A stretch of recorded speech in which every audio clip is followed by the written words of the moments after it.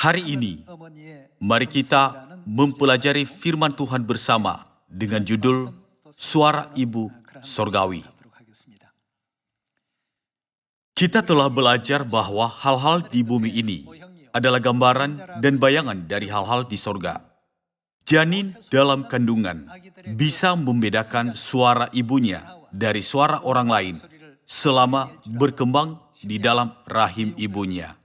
Para ilmuwan telah menemukan hal ini dan memastikannya melalui banyak percobaan. Di dalam rahim seorang ibu, janin yang berusia 6 bulan memiliki 60 juta sel otak. Ketika dia berusia 8 bulan, ingatan jangka pendeknya terbentuk.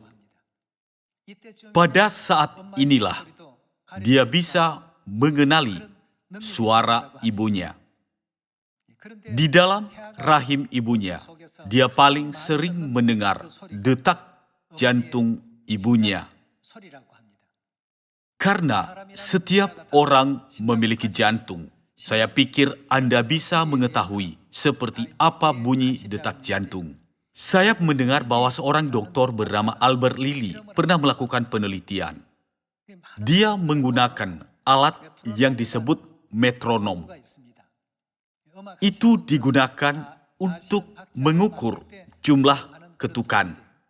Dia memberikannya kepada beberapa orang dan meminta mereka untuk mengatur jumlah ketukan yang paling mereka sukai. Menariknya, jumlah ketukan yang diatur mereka antara 50 dan 90 ketukan per menit. Jumlah ketukan ini hampir sama dengan detak jantung seorang ibu. Walaupun orang menjadi dewasa, jumlah ketukan yang paling disukainya adalah detak jantung ibu mereka. Mulai sekarang, kita harus bisa menyampaikan suara ibu ke Samaria dan sampai ke ujung bumi. Ada lagi penelitian yang dilakukan oleh seorang ahli psikologi bernama Seth Pollack. Dia ingin tahu seberapa kuat suara seorang ibu. Maka dia memberikan sebuah soal matematika yang sangat susah kepada sekelompok siswa SD dari kelas 1 sampai 5. Mereka merasa stres mencoba memecahkan soal matematika yang susah itu. Kemudian dia membagi mereka menjadi 3 kelompok. Kelompok pertama berbicara dengan ibu mereka selama 15 menit secara tatap muka. Kelompok kedua hanya mendengar suara ibu mereka melalui telepon selama 15 menit. Setelah mereka mendengar suara ibu mereka, kemudian menonton sebuah film selama 60 menit. Kelompok ketiga hanya menonton film selama 75 menit tanpa mendengar suara ibu mereka melalui telepon. Setelah itu, dokter mengamati reaksi hormon dalam tubuh anak-anak tersebut. Saat orang mengalami stres, hormon yang disebut kortisol dilepaskan. Anak-anak di kelompok ketiga menghasilkan jumlah hormon kortisol paling banyak. Mereka yang tidak mendengar suara ibu mereka menghasilkan jumlah terbesar dari hormon ini. Namun, anak-anak yang mendengar suara ibu mereka secara langsung atau melalui telepon menjadi bahagia dan menghasilkan zat kimia lain yang disebut oksitosin dalam tubuh mereka. Melalui penelitian ini, kita bisa memahami betapa kuatnya suara seorang ibu sebenarnya. 2000 tahun yang lalu, hanya suara Bapa yang menyatakan, barang siapa haus, baiklah ia datang kepadaku dan minum. Pada zaman Roh Kudus, siapa yang muncul bersama Tuhan Bapa? Sekarang adalah zaman di mana suara Tuhan Ibu juga menyatakan, barang siapa haus, baiklah datang kepadaku dan minum. Dalam penelitian yang dilakukan pada anak-anak, oksitosin, yaitu hormon bahagia, dilepaskan setelah mendengar suara ibu mereka hanya 15 menit saja. Melalui ini, kita bisa menyadari kekuatan suara ibu jasmani dan juga kekuatan suara ibu rohani. Ketika seorang suami dan anak-anak pulang, mereka selalu bertanya, "Di mana ibumu?" Atau "Ayah, di mana ibu?" Ketika seorang anak tidak melihat ibunya, dia pasti merindukannya. Hal yang sama juga terjadi di dunia rohani. Kita harus menyampaikan suara ibu sorgawi, suara kasih yang kita dengar darinya, ke Samaria dan sampai ke ujung bumi. Setiap kali kita mendengarkan suara ibu kita, tubuh kita melepaskan oksitosin hormon bahagia. Jadi kita harus membiarkan orang mendengar suara ibu surgawi, bukan? Kita perlu membiarkan semua orang yang menjalani hidup yang terasa sulit di bumi ini mendengar suara Bapa dan Ibu surgawi. Pada zaman ini, Tuhan Bapa bersaksi tentang Ibu surgawi dengan berkata, Elisa mengikuti Elia, Yosua mengikuti Musa, Petrus mengikuti Yesus, dan aku mengikuti Ibu. Mengapa Bapa datang ke bumi ini pada zaman Roh Kudus dan berkata, aku mengikuti Ibu? Bagi anak-anak sorgawi yang diturunkan ke bumi ini karena berbuat dosa di sorga, suara yang paling penting dan menggembirakan adalah suara Ibu. Kita harus mengingat hal ini.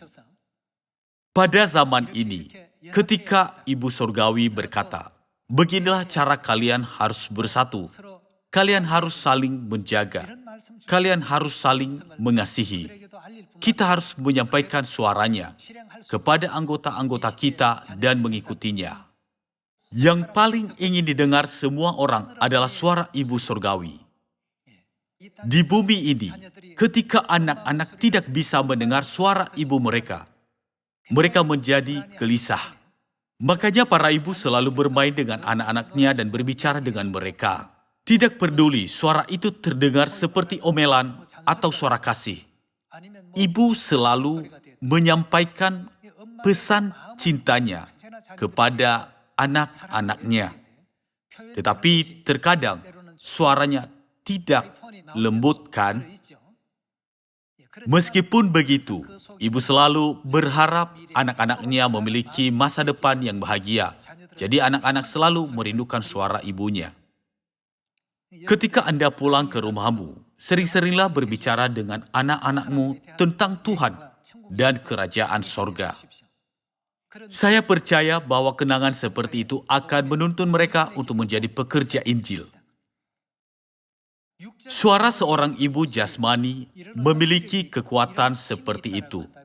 Demikian pula suara ibu rohani kita. Mari kita buka Wahyu pasal 22 dan melihat kekuatan suara ibu. Mari kita baca Wahyu pasal 22 ayat 17. Pasal 22 ayat 17 kita baca. Roh dan siapa yang sedang berkata, seperti yang kita ketahui, Roh adalah Tuhan Bapa yang bergambar laki-laki, bukan? Karena pengantin perempuan adalah istri Tuhan Bapa, siapakah dia bagi kita? Tuhan Ibu. Bapa dan Ibu berkata, marilah. Untuk membawa kebahagiaan bagi masa depan anak-anak mereka, mereka berkata, marilah. Dan barang siapa yang mendengarnya, hendaklah ia berkata, marilah, dan barang siapa yang haus, hendaklah ia datang, dan barang siapa yang mau, hendaklah ia mengambil air kehidupan dengan cuma-cuma.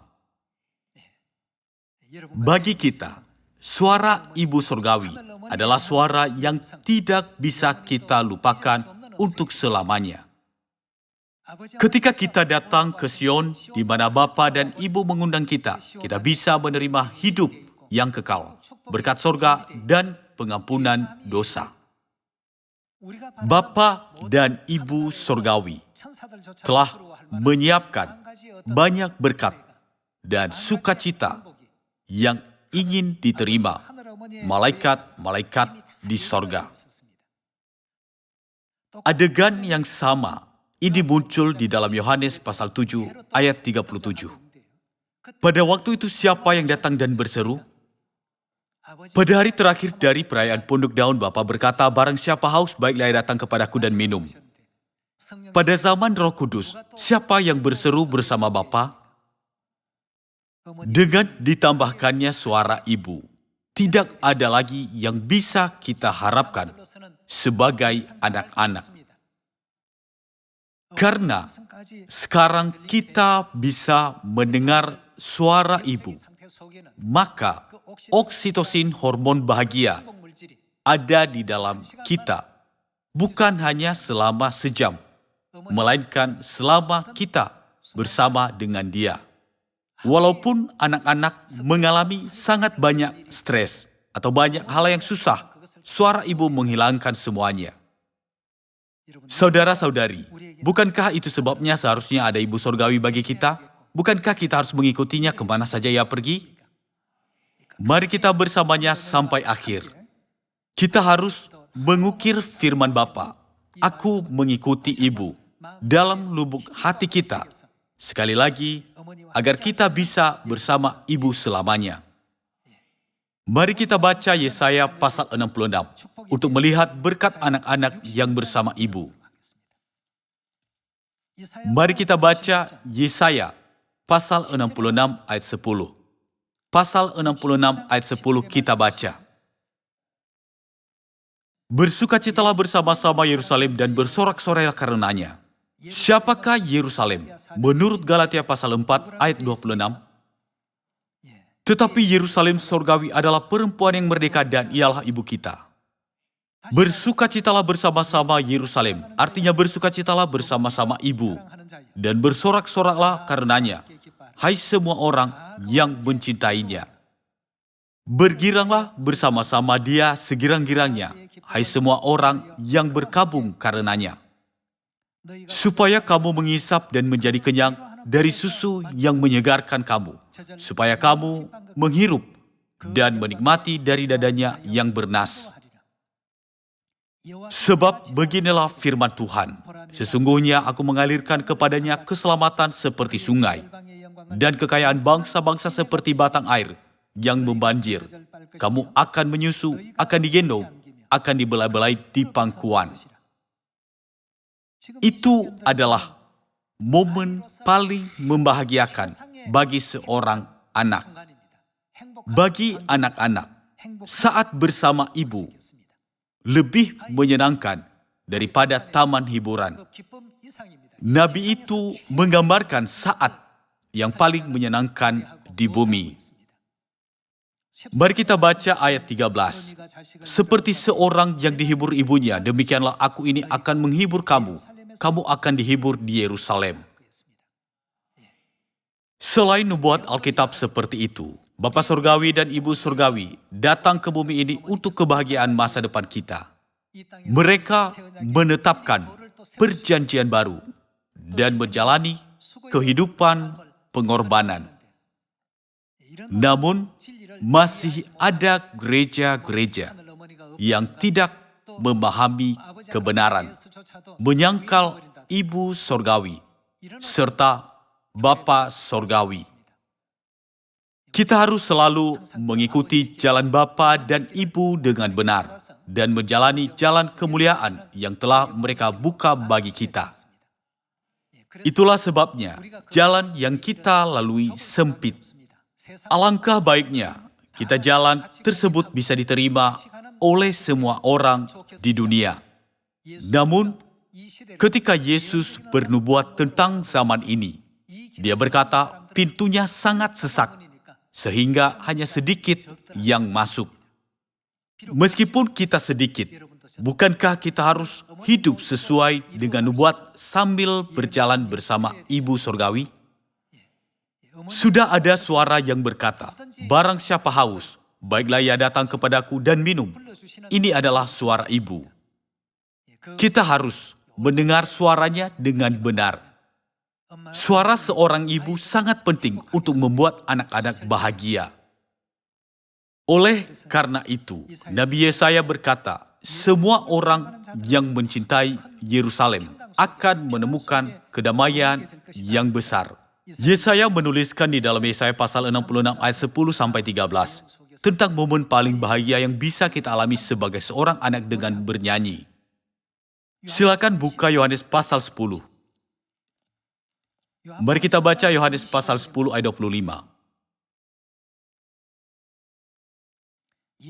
Yesus menjawab mereka, aku telah mengatakannya kepada kamu, tetapi kamu tidak percaya. Pekerjaan-pekerjaan yang kulakukan dalam nama Bapa-Ku, itulah yang memberikan kesaksian tentang aku.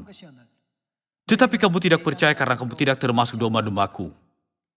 Domba-dombaku mendengarkan suara siapa? Mendengarkan suaraku.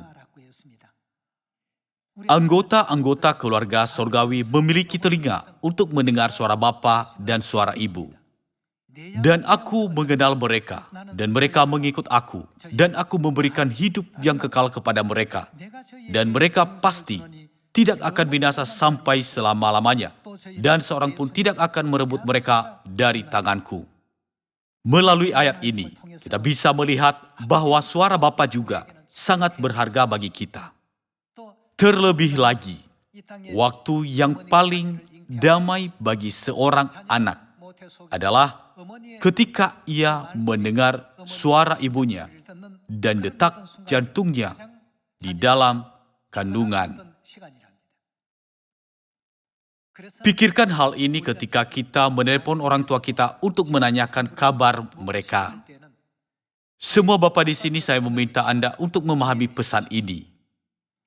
Ketika bapa kita menjawab panggilan telepon kita, kita sedikit gugup dan berpikir, apa yang harus kukatakan? Tapi kita sangat nyaman berbicara dengan ibu, bukan? Memang ada orang yang tidak gugup dengan bapaknya. Tapi secara umum, panggilan telepon dengan ibu membuat anak lebih tenang karena mereka telah mendengar suara dan detak jantung ibu mereka di dalam rahim. Demikianlah kata para ilmuwan. Jadi kita bisa merujuk pada kata mereka. Jangan merasa malu dengan ini. Suara ibu dan suara bapa dua-duanya diperlukan bagi anak-anak. Itulah sebabnya ada tertulis dalam Yohanes pasal 10, domba-dombaku pasti mengenal suaraku. Karena kita mengenal suara Tuhan, ketika kita mendengar suara Tuhan, kita paling berbahagia. Oleh karena itu, kita harus rajin memberitakan kebenaran yang telah diajarkan Bapa dan Ibu kepada kita dan mempraktekkan ajaran yang diberikan Ibu kepada kita. Saya yakin bahwa saudara dan saudari kita yang hilang akan mengenali suara Ibu dan kembali ke Sion saat kita melakukan demikian. Tentu saja, kita harus memahami kebenaran dasar seperti hari Paskah dan hari Sabat juga. Melalui itu, kita harus mendengarkan suara Bapa dan Ibu Surgawi yang berkata, aku mengasihimu sampai akhir, aku tidak akan meninggalkanmu, aku tidak akan kehilanganmu. Saya berharap dengan mendengarkan pesan-pesan mereka yang berisi kasih mereka, kita akan mampu mengatasi ketika kita kesepian atau berjuang, dan ketika kita dihadapkan dengan berbagai masalah. Mari kita lihat catatan Nabi Yesaya bahwa Bapa dan Ibu Surgawi selalu bersama kita. Mari kita baca Yesaya pasal 41 ayat 10 bersama-sama. Pasal 41 ayat 10 kita baca. Janganlah takut, sebab aku menyertai engkau. Janganlah bimbang, sebab aku ini Allahmu. Aku akan meneguhkan, bahkan akan menolong engkau. Aku akan memegang engkau dengan tangan kananku, yang membawa kemenangan.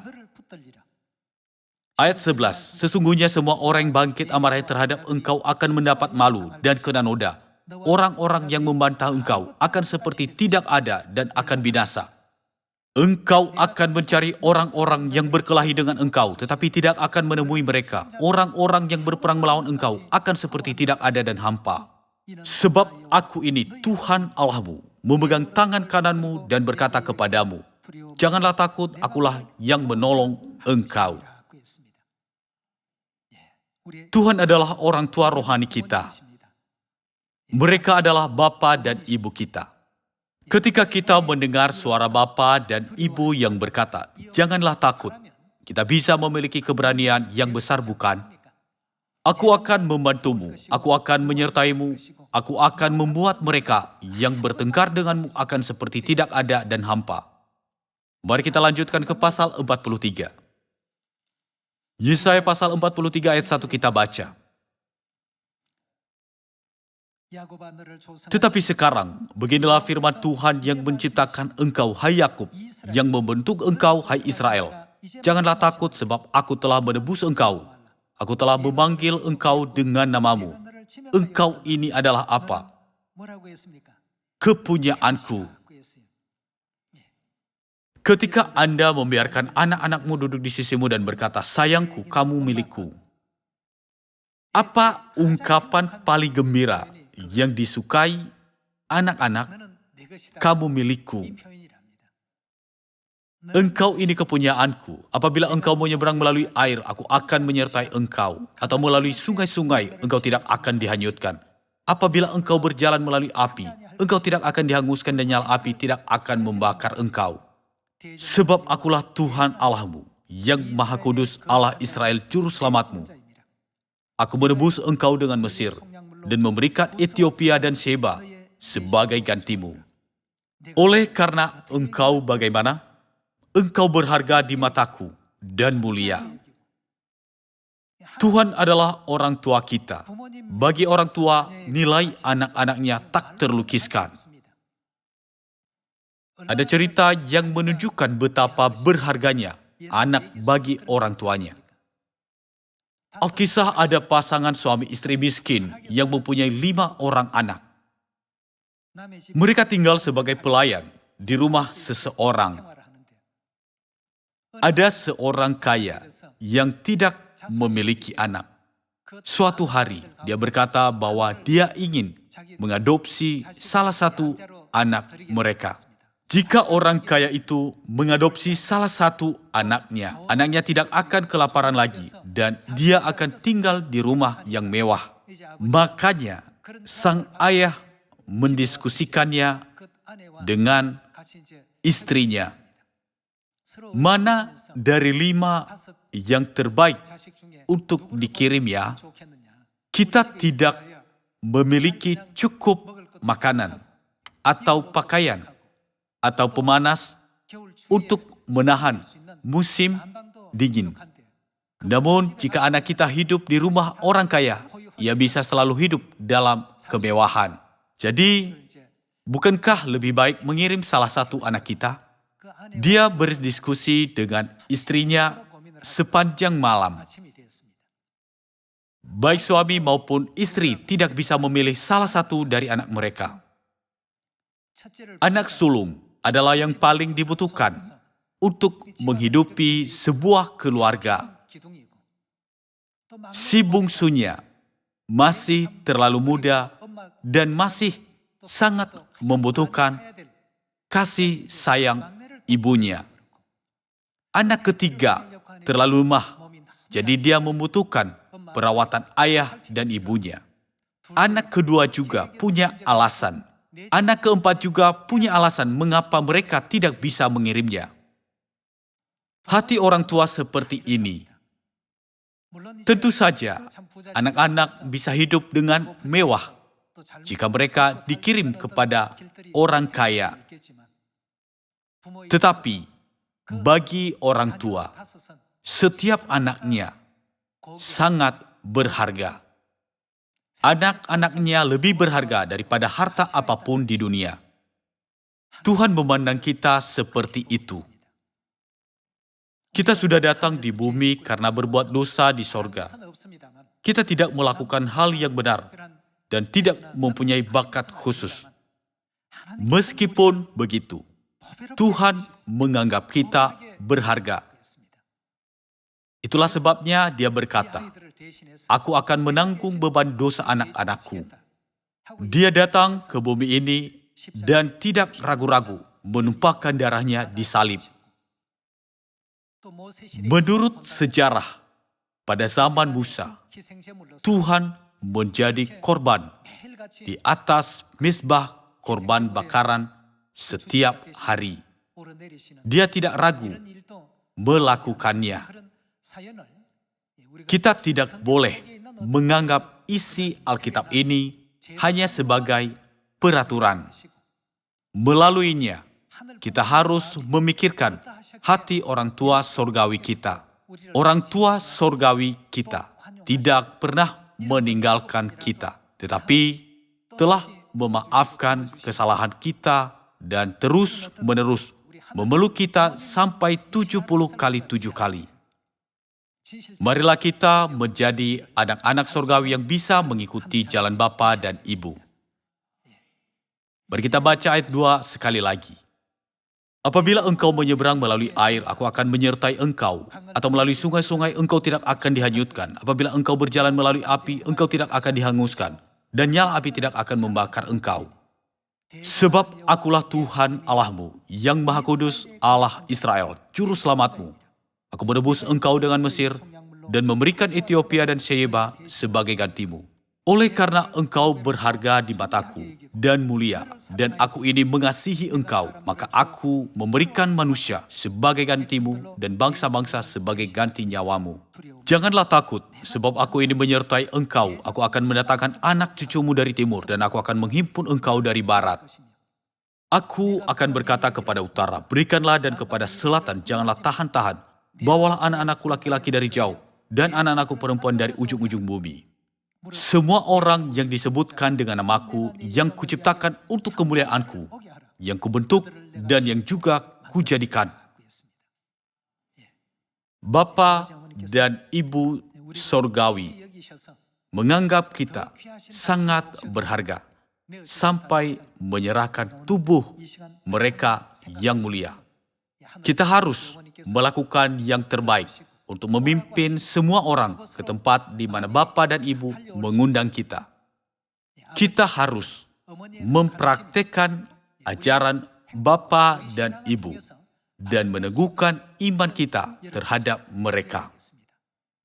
Menurut Wahyu pasal 19, apa jadinya perbuatan saleh kita bagi pengantin perempuan? Dituliskan bahwa itu akan menjadi lenan halus yang indah, bukan? Oleh karena itu, kita harus selalu mengucap syukur kepada Bapa dan Ibu.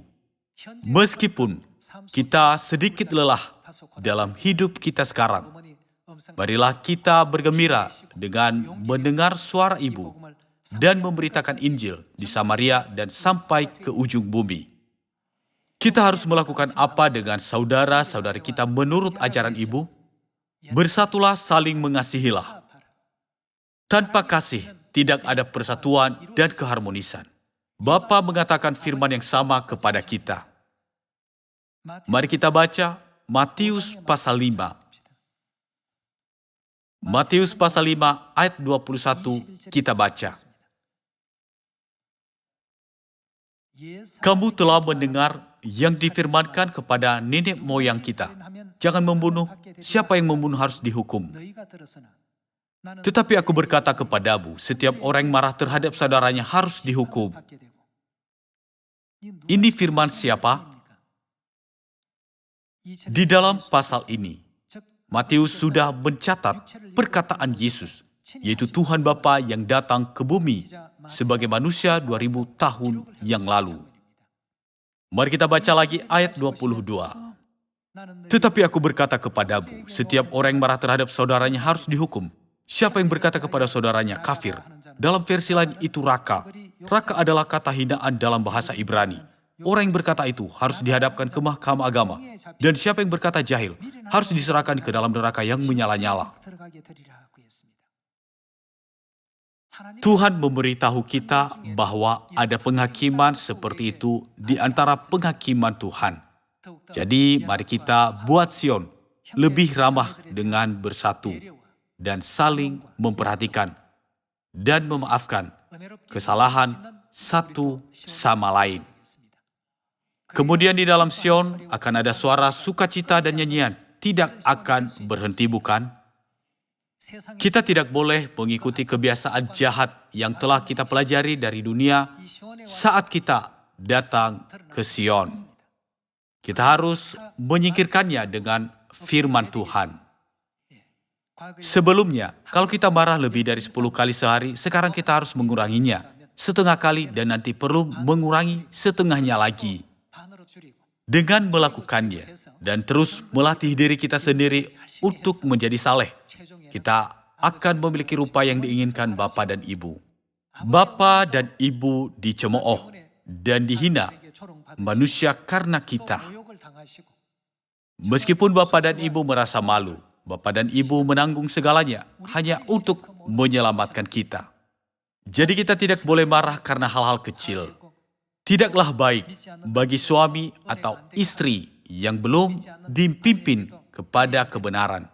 Seharusnya janganlah dikatakan kepada kita, kamu orang yang percaya kepada Tuhan, tapi kenapa kamu tidak memiliki karakter yang lebih baik? Hari ini sambil mengingat suara Ibu Surgawi, kita harus menjalani hidup kita dengan suaranya yang selalu berdiam di dalam diri kita. Selama suara Ibu tetap ada di dalam kita, kita bisa tetap bahagia. Karena energi rohani kita mengandung energi bahagia oksitosin.